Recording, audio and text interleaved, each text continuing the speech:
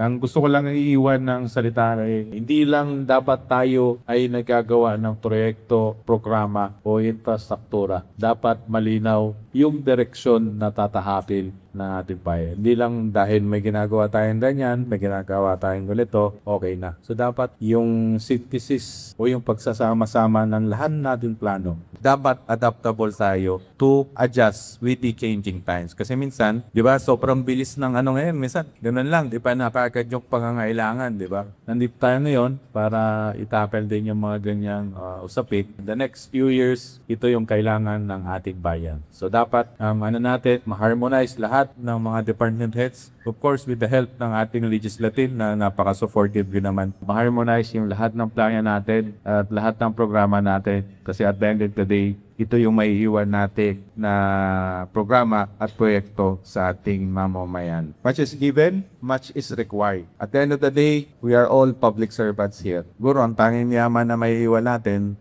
di yung legasiya ng ating mga proyekto at programa. Lahat naman tayo, ikadaan din lang. May timeline natin, ang Diyos lang kakakaalam. Ano po?